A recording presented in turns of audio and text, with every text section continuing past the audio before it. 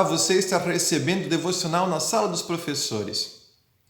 Logo depois da Páscoa, alguns discípulos de Jesus caminhavam tristes por causa da morte de Jesus.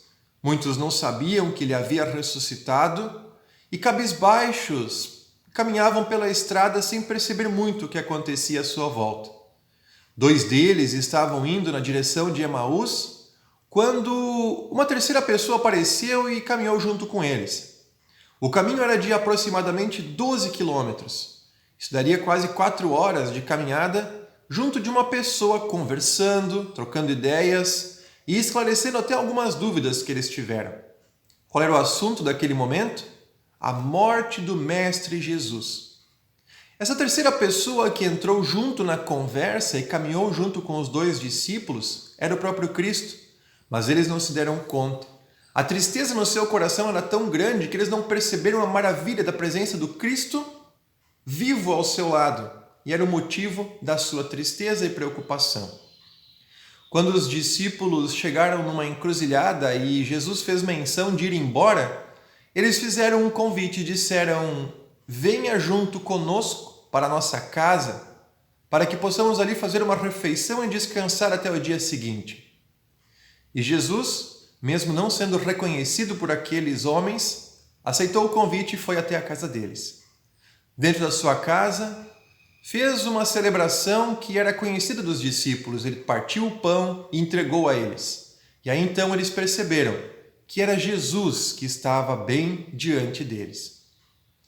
Quando nós observamos as nossas decisões, a maneira como nós conduzimos a nossa vida e percebemos as reações diante de certas coisas, também podemos perceber aquilo que está dentro de nós e que aflora em horas de dificuldade.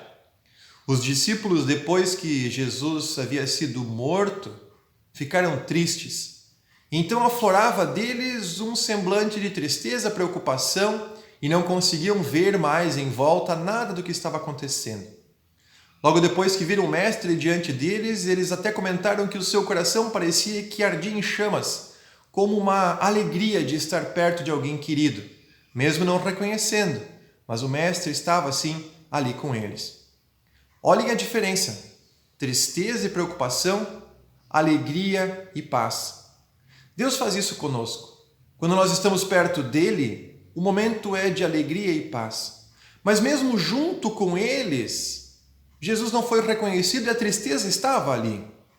Por isso, o texto de Marcos, capítulo 7, o versículo 21, nos diz assim: porque de dentro do coração das pessoas é que procedem todos os seus desejos. Olha que interessante. Quando nós somos criança, algumas vezes nos é dito: a boca fala o que o coração está cheio.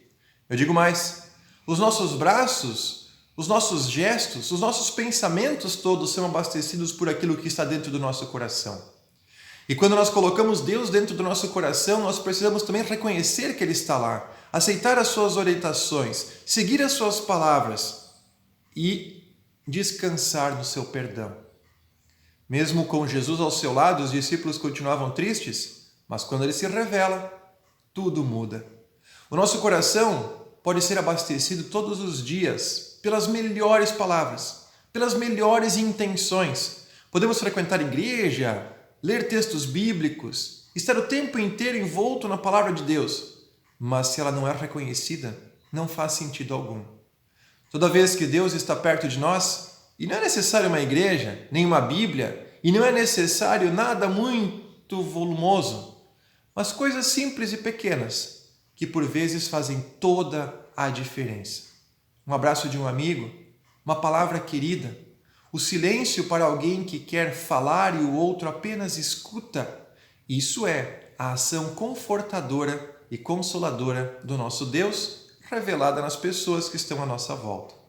O Cristo vivo é a maior prova de que nós podemos estar felizes com a presença de Jesus ao nosso lado em todos os momentos. Reconhecer isso é sim o que vai fazer a diferença. Pense nisso e até o nosso próximo momento de meditação.